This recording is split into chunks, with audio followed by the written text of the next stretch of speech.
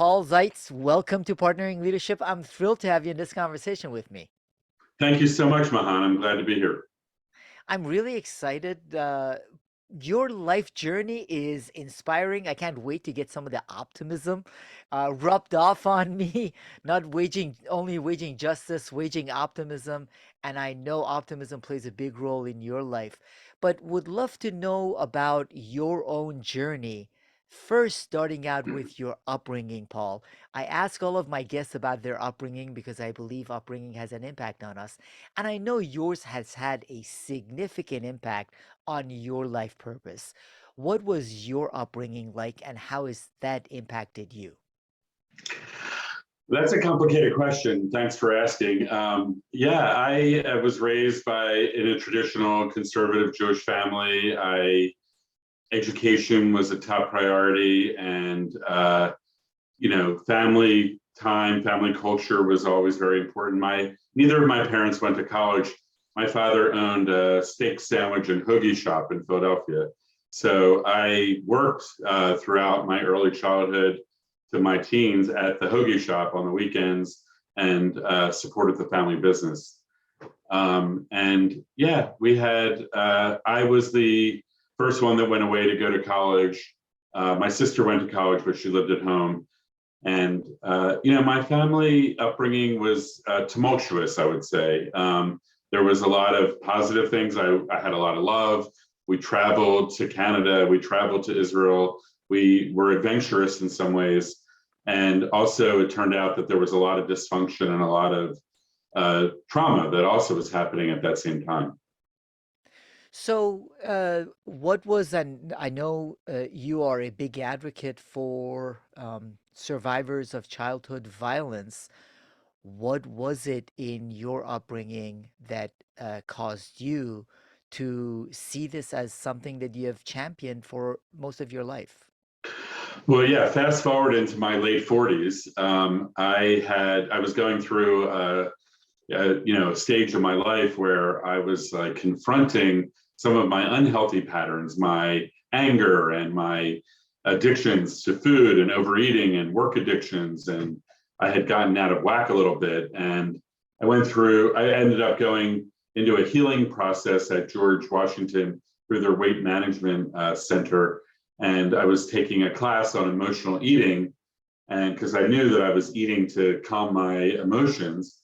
And I learned about something called the fat dependency syndrome. I was much heavier. I was like 70 pounds heavier than I am right now. And I was unhappy and I was miserable. And the lecturer explained that some people build an armor of fat around them as a response to trauma. And it's very common in rape victims, like women who have been raped, they end up getting what's called fat dependency syndrome. And I looked at myself and I went, oh my God, I don't know. There's something going on with me. So I ended up doing a deep dive work and exploration. And it turned out I was having flashbacks at that time, and I was able to piece together a puzzle.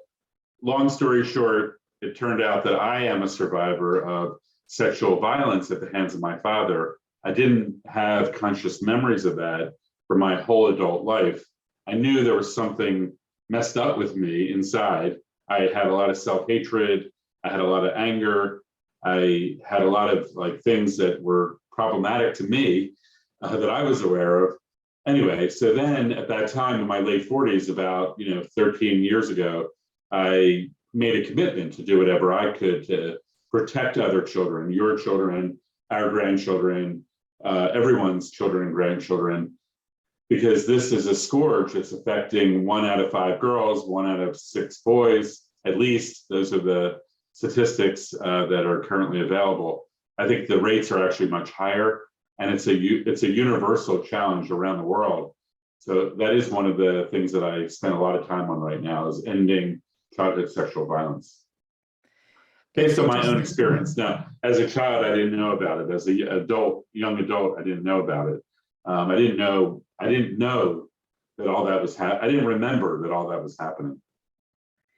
Yeah, it takes some reflection for all of us to understand some of these parts of our lives that have impacted us. And in some cases, as you know, the greater the trauma, the more likely it is to want to push it away. And it has an impact on our lives, on the lives of loved ones. So you went through this journey, but one of the things I find inspiring is that you also have built a movement. You're a fan of movements to address the issue. You've taken the pain and the hurt that you had in your life to turn it into a positive movement, to have a positive impact on other people's lives. What enabled you to take the pain and the hurt and the suffering and turn it into what can be truly a positive movement? Well, that's a deep question. In my professional world during these decades, I'm a physician by training, and then I went into a career in public health and preventive medicine. And as I was working in Africa, for example, on dire health circumstances related to child survival and child death, as well as the HIV/AIDS pandemic, I was working as a technocrat within the U.S. government and within agencies that were doing great work, doing policy and programs to directly benefit people. And it was like during that time when I was living in Africa, I kind of realized that working within the system was one option that I had taken for a couple decades. But I realized that if sometimes when you step out of the bureaucracies, you can position yourself as an advocate on the outside, and you can actually advocate for bold and transformational change. And I had done that for many years, working on global AIDS, for example, where I had been working inside of USAID and inside of the government of Zambia, inside of the UN system, UNAIDS. I worked for them, and it was valuable work. But then, as an advocate on the outside, I was able to really build a movement and work as part of a movement and mobilize a large number of stakeholders to call for a transformational response to the AIDS crisis, for example. And it was successful. We were able to get President Bush to launch the president's plan for the emergency plan for AIDS relief.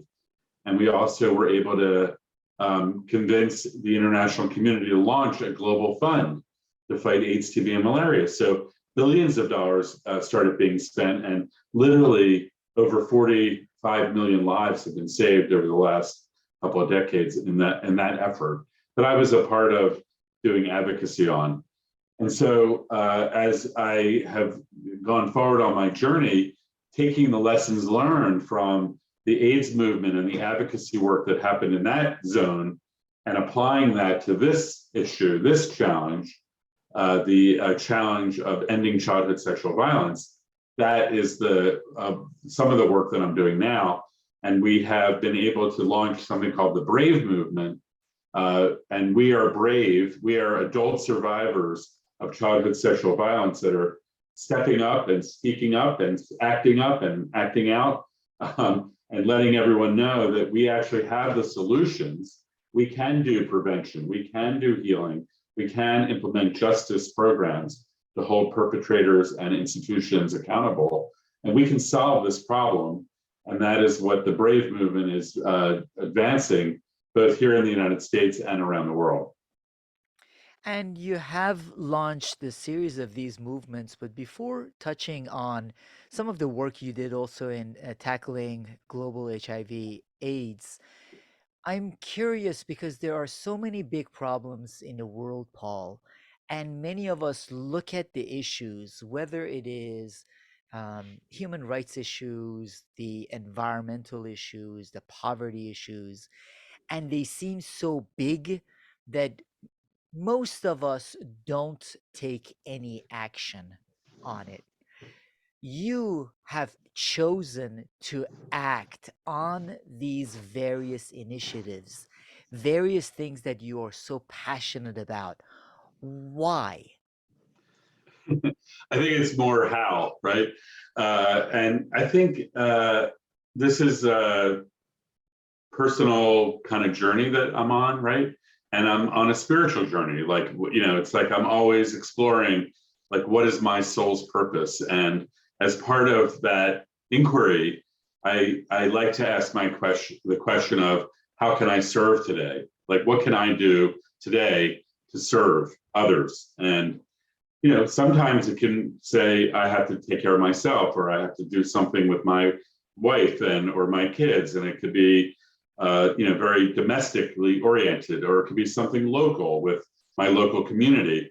I have been, my mind, the way I think about things is like to really look at what is working and ask the question about, how can you take successful small scale, either technologies or programmatic models that are working for a small number of people, how can you bring that to global scale? And I don't know why my brain thinks that way, but it does. And I think I do know why a little bit. Like when I was in graduate school at Johns Hopkins, I was taught by the dean of the school at the time was this guy by the name of D.A. Henderson, who has since passed away, but he was the guy that helped lead the global smallpox eradication program. So he was like, we had a smallpox vaccine, and he was part of a movement of people that thought we should get it to everywhere in the world that needed it so that we could eradicate smallpox. And that was the first ever infectious disease that's been eradicated. So like when I was like in my early days learning about like public health, it was like, oh, think big, think global. And, so that's where my work trajectory got launched, during that time. I started working on polio eradication, and the next thing I worked on was ending global AIDS. And we already kind of touched on that a little bit. So I think that I don't think that everyone has to work on a macro global level. So I do think it's about like finding where your passion is, and how you want to serve, and in whatever way your listeners may want to serve. It could be within yourself, it could be within your family, it could be within your church or your religious organization, it could be within a school. You could be working on it with a PTA. I mean, there's no right or wrong here. So it's every ripple of action where at whatever level you're deploying your energy, your commitment to serve others, that is the ripple, and that's the movement building that I think is important right now.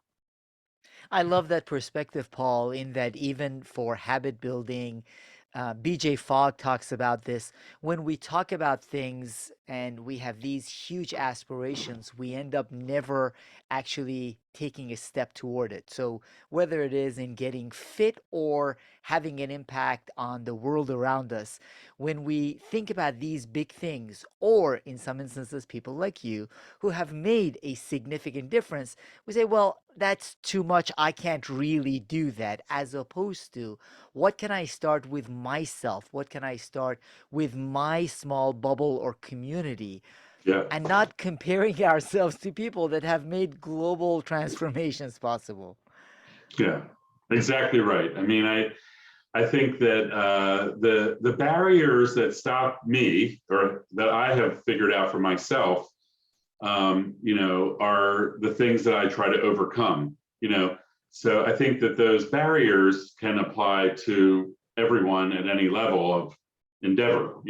So like part of it is like I get complacent, I get complicit, I act confused, like I don't know what to do. So then I get paralyzed, and I can be stuck in those kind of mind states of complacency or complicity with the status quo. And, I can feel very hopeless and despairing, And so what I have learned to do is to practice making a commitment. And when I can say, I, Paul Zeitz, am committed to doing whatever I can to end childhood sexual violence, or I, Paul Zeitz, am committed to doing whatever I can to address the climate emergency, then I've created a zone of possibility. And in that zone, I can be more courageous, and I can be brave, I could be more risk taking.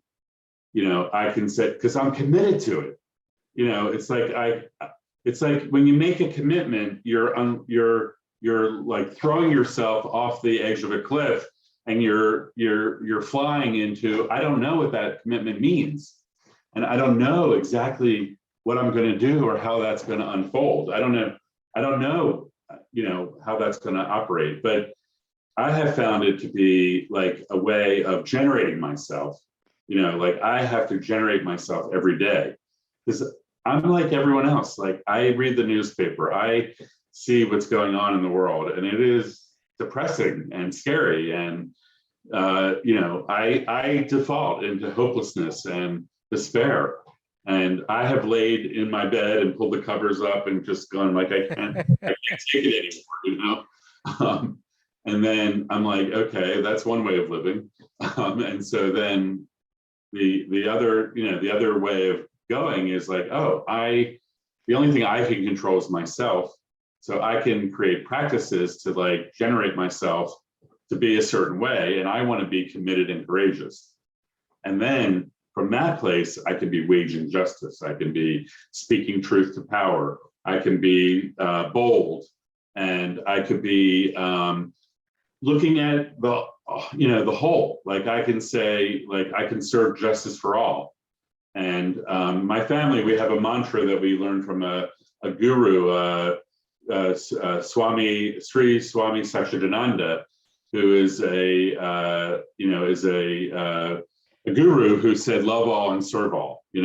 And so we've tried to like bring that into our family and go, how can I generate myself as someone that loves all and serves all, and have that view of reality. What a beautiful way to view life. First of all, love all and serve all. And just taking that fear and uncertainty and channeling it into the zone of possibility of the impact each and every one of us can have. That's part of what I love about your approach, Paul, in that you admit with true vulnerability your own uncertainty at times, and we all go through that, but we can channel it. The point is not that we don't go through it. We do go through it, all of us, but we have the choice of being able to channel it. So, what was it in you that, or what was it that caused you to channel some of this into battling global HIV/AIDS? Because that's one of those diseases, HIV/AIDS epidemic, which was killing a lot of people globally. Started Yeah. out, people in the US for a while were more aware of it, but because of medicines and other things, the issue seemed to be addressed in the US while still tens of millions were being affected globally. What Yeah. was it that got you involved in trying to tackle global HIV/AIDS?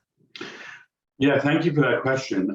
When I was training as a physician in my medical training, that was in the early 90s. We were seeing, I remember very distinctly seeing the first early cases of HIV infection, even before we understood, what was going on with the virus and how it was leading to AIDS.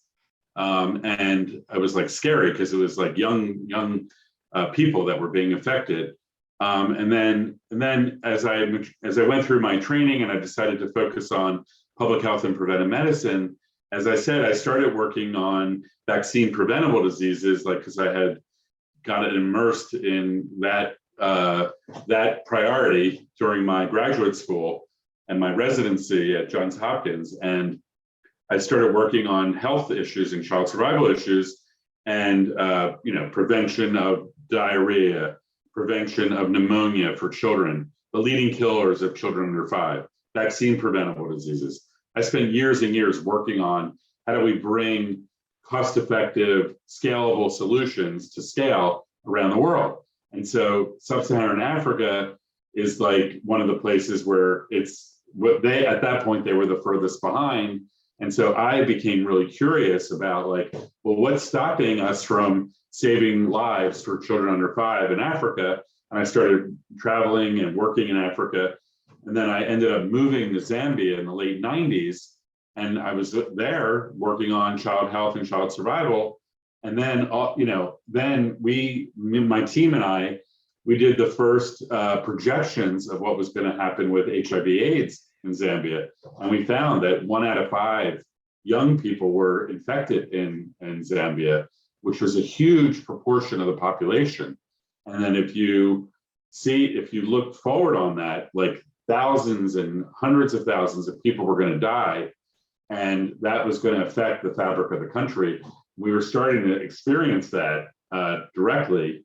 And I was living there at that time, and we were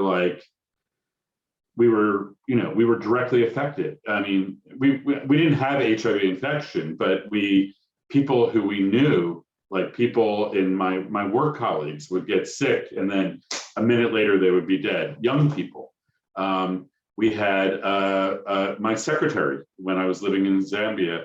She read my poetry and liked it, and I was like, we were close, and we spent a lot of time together. And then all of a sudden, she got sick, and my wife and I actually went to her hospital bed and tried to figure out like what could we do to provide for any kind of support to help her live. She had a little boy the same age as my son, my little kid.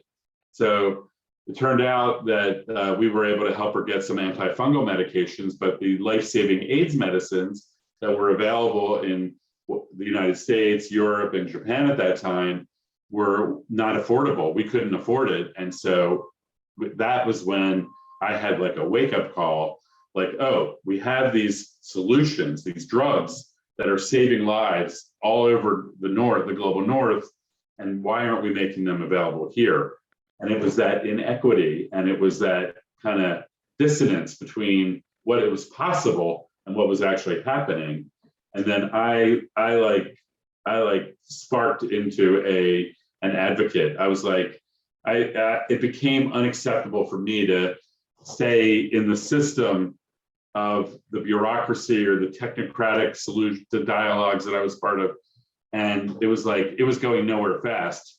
The cemeteries were filling up while I was sitting here talking about the problem.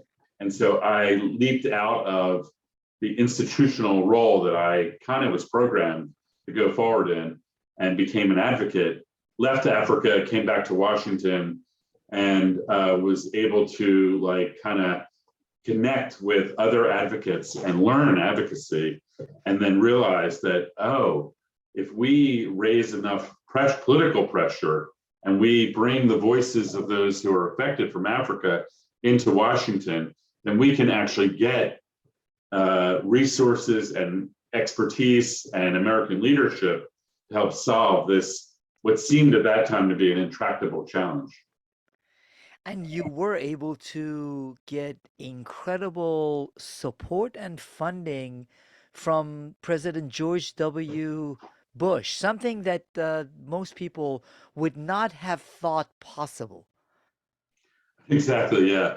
Well, I mean, everyone at that time, I remember everyone said, I came back from Africa. I was impassioned with this commitment, like to save lives and to do that. We had to do something radically different. So I was coming back saying, we need billions for ending AIDS in Africa. And literally peers and people who I had worked with for the decade before literally laughed at me out of the room. They're like, there's no way we're going to get billions for that issue when we have all these other things. And, and I remember that very vividly. And they even joke with me now that they admit that that's how they acted, because we proved them wrong, not me, but our movement, by building a movement, by developing a cross-partisan movement where we worked with Republicans, Democrats, and independents, where we worked with physicians and students and faith-based organizations and civic groups and thought leaders and celebrities and a whole constellation of actors and stakeholders. We were able, and we all aligned on, we needed billions of dollars to implement prevention, treatment, and care. When we figured that out, that formula of alignment and what we created an agenda that everyone could agree to, then we won. You saw possibility, Paul, when people thought you were crazy to see that. And I think in many instances, we can see things that it is the way it is, can't do much about it, or it is the way it is, we can make a difference and change the way it is. So you saw the fact that you could make a change. And I think it, it, it is dreamers like you and people that others see as crazy who are able to actually move the needle for significant things to be done. And one of the things I love about this is that when we see significant things, we a lot of times just quote and think about entrepreneurs that have done great things, and that's outstanding. But there are also great societal things to be done, great things to be done with respect to the humanity in the world and impacting it. And that's where your focus has been. Now, in doing that, you also had a chance to interact with a lot of incredible people. Would love to know about your opportunity to interact with and learn from Desmond Tutu, being that to a certain extent, he was a spiritual mentor to so many people Yeah. in the world. What was that experience like? Yeah, I was deeply honored, and his photo is right over my shoulder right here. I feel honored and humbled that I was able to connect with him during his life. And of course, he passed earlier this year. And you're right, many people living today are being touched by him or were touched by his wisdom and his grace. And I certainly still feel, kind of connected to him in that way. I think when I was back, after I had returned from Zambia, I was back in Washington, and I had been working on this thing, on an organization called the Global AIDS Alliance, which was a movement building catalytic organization. And through the network of the networks, I was able to connect with actually his youngest daughter, Reverend Impo Tutu, who was actually living in Virginia at the time. And she actually joined the Global AIDS Alliance as our fiduciary board chair, and she served in that role for many years, and sort of guided our organizational work. And with her, she was able to invite her father to serve as our honorary board chair. And this was like in 2006, 2007, all the way through. I worked with Arch through until he retired the fourth time. He kept retiring, and he's like, Paul, I'm really retired this time. But it was interesting because he and I connected. Like, he was one of the first people to have an iPhone. I think the iPhone came out in 2007, and I had a BlackBerry, but he had an iPhone. I remember because his messages said iPhone. And he would be involved with us by participating in like media calls. Like if we had a media call with journalists and we were briefing journalists, Arch would come on and he would, provide his wisdom and his perspectives to the media, to the assembled media. He would also write op-eds, so we would help generate an op-ed, and he was obviously very willing to challenge political leaders, based on what was right.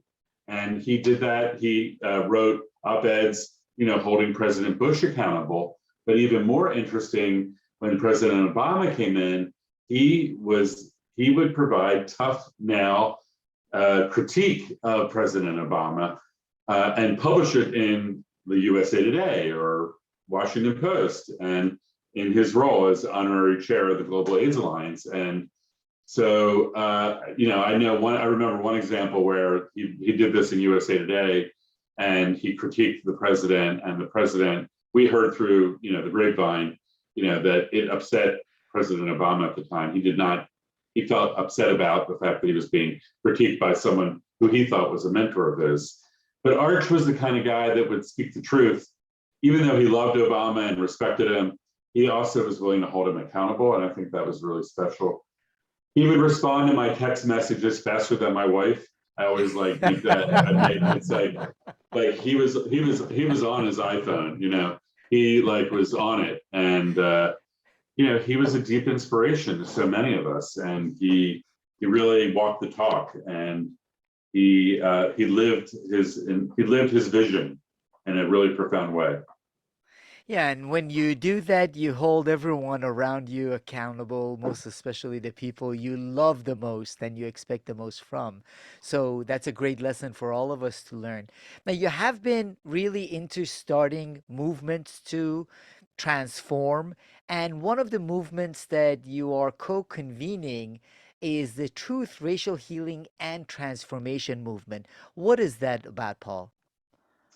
Yeah, thanks, Mahan, for asking about that. It's a really important opportunity for healing America. And I think that what happened was actually, when I was working in the State Department under Obama, I actually went into the State Department for a few years. And friends of mine on the outside, there's this thing that goes on in Washington in particular where you do inside-outside advocacy. Sometimes you're on the inside, sometimes you're on the outside, but you have this kind of dexterity to be able to, kind of position yourself in either arena, like in the government or advocating towards the government. So when I was in the State Department, a bunch of friends of mine were like wanting to get President Obama to launch a Truth and Reconciliation Commission, like what Desmond Tutu chaired in sub-Saharan Africa in the post-apartheid era. And that Truth and Reconciliation Commission was like a model because it was able to like have people speak the truth. There was some healing that happened, and it, like in many expert analyses, it may have contributed to preventing a civil war in South Africa that might have happened at the end in the post-apartheid era. And Arch, kind of led that. He was the head of the TRC. Well, it turns out there's 40 countries that have done Truth and Reconciliation Commissions.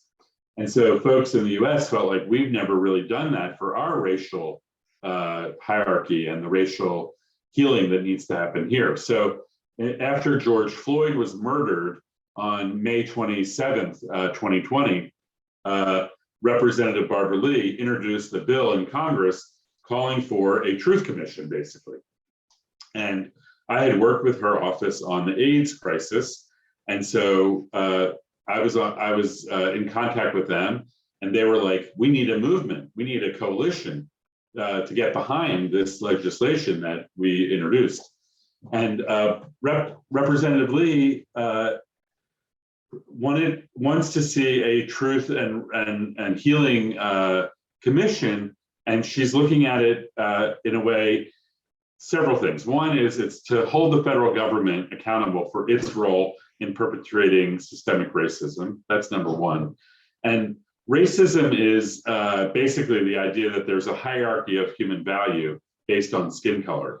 And we know that our Constitution and our government policies and laws and our whole society and our whole culture, even till today, is based on this lie of there being a hierarchy of human value based on skin color.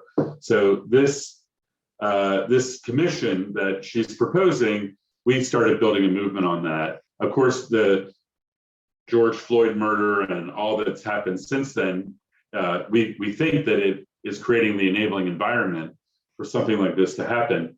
Then candidate Biden was talking about healing the soul of America and getting at the root cause of the flaw in our society. And this issue of racism and the hierarchy of human value based on skin color is something that we have to dismantle. And that is what the Truth Commission is envisioned to do. Since that time, it's like a year and a half later, President Biden is not taking action on it yet, unfortunately. However, there is a lot of cities and states that are developing truth and restorative justice programs and activities. For example, the state of Maryland, where I am right now, we have Governor Larry Hogan and the state legislature here, state assembly here in Maryland, launched and approved a state-sanctioned truth, racial lynching, anti-lynching Truth and Reconciliation Commission that's operating at the state level. So they're studying the history of racial lynching here in Maryland, and they're convening hearings, and they're developing policies and programs. And there are ripples of it happening. For example, Salisbury, Maryland has launched a truth commission at the local level to try to do this at the local level. So that's the kind of thing that we'd like to see happen across the country, where you really dig in, get the actual truth of what actually happened. You make that available as in a public record, and then you actually work together across the racial divides and come up with solutions for how do we want to live together and embrace our common humanity. It is important for us to have these conversations and for the truth to come out before we can look to ways to address it. There are a lot of times people say, well, let's just like close the chapters and move on. But I find whether it is in our personal lives, in organizations, or in society at large, that's not the way things work. Things fester unless you let the light shine, have the conversations, and look to address it. And this is something that is important for all of us to address. It's never been addressed. We have never had a national process of truth, racial healing, and transformation. We have never actually excavated the truth and understood as a society like how it is playing out even today. We've heard about like the the Oklahoma situation, or you hear about this event and there, but it is everywhere. It's systemically embedded in every aspect of our society and our culture. And as a privileged white person, I have to really like figure out like, why am I on this? I'm on this to be in solidarity. Like this is like part of our common humanity. It's people like me that have to transform. White people have to transform. And I actually have a African son. We adopted a son in Zambia. I have biracial grandchildren. So like, I feel like it's part of my commitment to them to see if we can create a world where they grow up and their future opportunities are not affected by their skin color, and that is the way it should be. They should be liberated. They should be free from stigma and racism. And that's a beautiful perspective you have, and the impact that I have no doubt you will continue making, Paul. Now, Paul, you are an author, having written books of your own. But as the listeners reflect on the impact they want to have for their lives, their organizations, and the community at large, are there leadership practices or resources you typically find yourself recommending? Yeah, I think there's a program called the Social Leadership Project. Actually, now this is maybe an edit thing.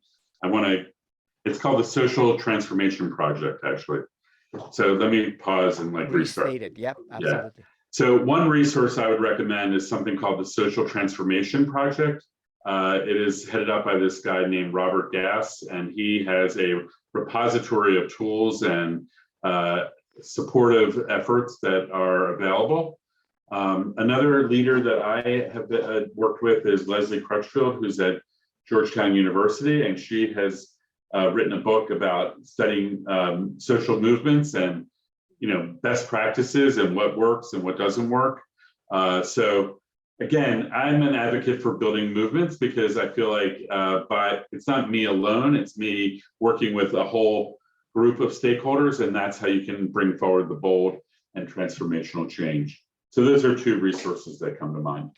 Those are great resources, and Leslie Crutchfield and Georgetown have a great program that is focused on social change. And Right. Bill Novelli started that. He was he was a co-founder of Porter Novelli, then Right. CEO of AARP, and he is at Georgetown. I had a conversation with him also, and I'm a big Georgetown McDonough guy Okay. myself, as an aside. So I appreciate those recommendations. Paul, how would the audience find out more about you and connect with you? Thank you, Mahan. You can find out more about me at my website, Dr. Paul Zeitz, DrPaulZeitz.org.